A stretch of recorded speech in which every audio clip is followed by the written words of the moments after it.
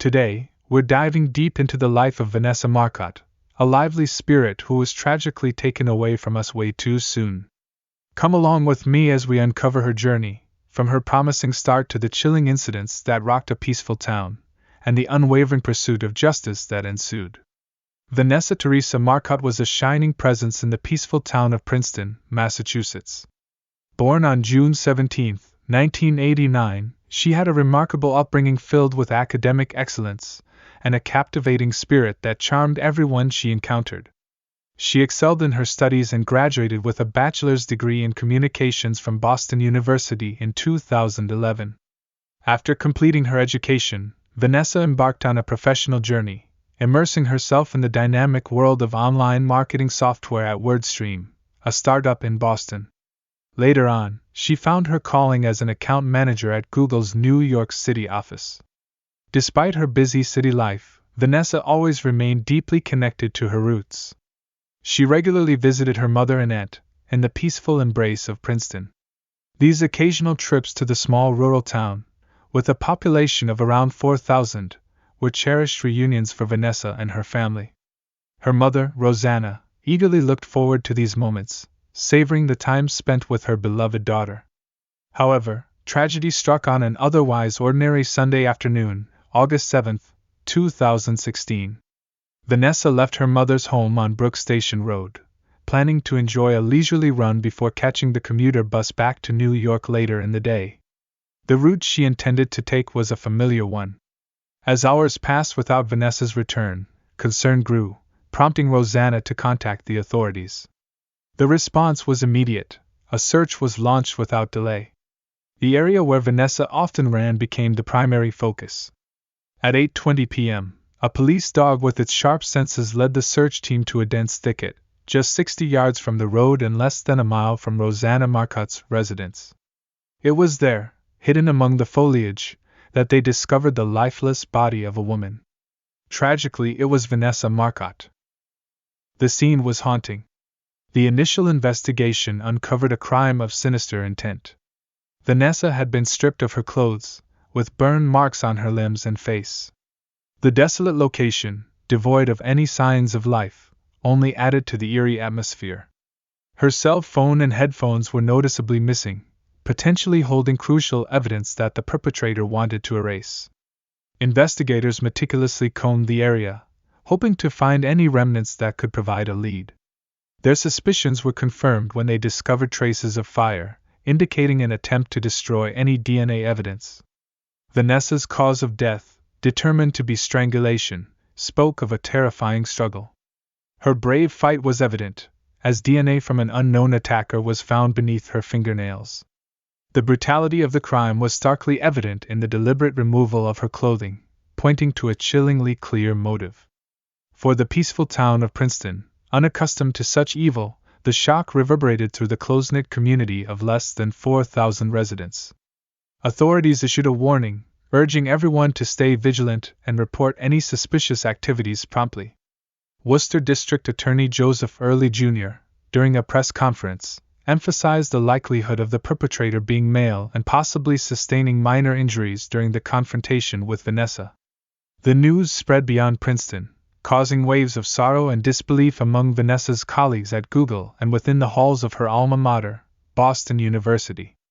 Tributes poured in, painting a vivid picture of Vanessa, her ever-present smile, her passion for volunteer work, and her unwavering love for Boston sports endeared her to all who had the privilege of knowing her.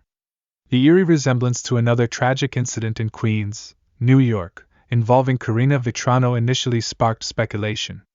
On August 2, 2016, Vitrano went for a run alone near her home, only to meet a fate eerily similar to Vanessa's. However, as the investigations progressed, the two cases took different paths. It would be months before a breakthrough occurred in Vitrano's case, leading to the arrest of a suspect. Meanwhile, in the pursuit of justice for Vanessa, the evidence seemed to slip through their fingers. Eyewitness accounts slowly trickled in, providing fragmented glimpses of Vanessa's final moments. One witness remembered seeing Vanessa stop for a drink outside a local convenience store after 1 p.m. on August 7, the last confirmed sighting before her tragic end. Her phone went silent at 2:11 p.m., indicating a sinister timeline of events. Months went by, and hope flickered when a new witness came forward. The sighting of a dark-colored Ford SUV parked near the crime scene on that fateful day breathed new life into the investigation. Descriptions of a Hispanic man, aged between 25 and 35, lingering near the vehicle added a fresh perspective to the search. It wasn't until February 23, 2017, over 6 months after Vanessa's untimely death, that a glimmer of hope emerged. The Worcester County District Attorney revealed new details of the investigation. DNA evidence extracted from Vanessa's body, along with witness testimonies, created a profile of the suspect. The focus narrowed down to a Hispanic man, athletic build, of medium height, with short or shaved hair, possibly linked to a dark-colored SUV on the day of the crime. Unexpectedly, a breakthrough occurred while on routine patrol duties. A police officer, who was vigilant, spotted a man who fit the description of the suspect and was driving a vehicle identical to the one seen on the day Vanessa was killed. The officer quickly jotted down the license plate number, which set off a chain of events that would reveal the unsettling truth. The man was identified as Angelo Colon Ortiz, a 31-year-old Puerto Rican native who was new to Worcester and had no prior criminal record. Investigators became interested in him due to his association with a third-party contractor of FedEx and his familiarity with Princeton's landscape. However, his neighbors' disturbing testimonies hinted at his lecherous tendencies and crude behavior towards women. Despite initial denials from Colon Ortiz, mounting evidence, including a DNA match between him and the evidence found beneath Vanessa's nails, shattered his claims of innocence. The legal battle that followed was embroiled in linguistic barriers and procedural disputes, which painted a contentious landscape. Colon Ortiz's attorneys argued that linguistic barriers hindered his comprehension of the situation, questioning the legality of the DNA collection process. The courtroom became the stage for a protracted legal drama, with allegations of irregularities in obtaining his DNA sample. Despite Colon Ortiz's consistent denial of acquaintance with Vanessa and any involvement in her tragic demise, the evidence spoke volumes. The intricate web of legal technicalities clashed with the pursuit of justice, prolonging the agony for Vanessa's grieving family.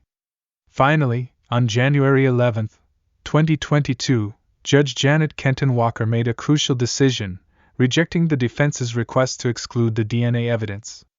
The case hung in the balance as Colon Ortiz chose to accept a plea deal. Although he didn't admit guilt to the most serious charge, he took responsibility for a lesser offense. The Marcotte family, longing for closure, agreed to the plea, sparing themselves the agony of a lengthy trial. The sentencing provided some closure, but the pain of an irreparable loss still lingered. Angelo Colon Ortiz, sentenced to life in prison, will spend decades behind bars as punishment for the life that was brutally taken. While the imposed sentence brought a sense of justice, it offered little comfort to Vanessa's family, who were visibly anguished even in the courtroom's final moments. The town of Princeton grappled with an irreversible loss, coming together to advocate for change in the aftermath. Vanessa's legacy reverberated throughout the community, inspiring efforts to enhance safety measures during outdoor activities and promote greater awareness of personal security. As the courtroom drama came to an end, Vanessa's memory remained a beacon of hope amidst the tragedy. Her vibrant spirit continued to live on in the hearts of those who cherished her, a testament to a life that was tragically cut short but will never be forgotten. While the finality of the judge's decision brought some closure within the halls of justice, Vanessa Marcotte's essence will forever be enshrined in the hearts of those who knew her. Remember to subscribe for more stories of resilience and hope. Until next time, take care.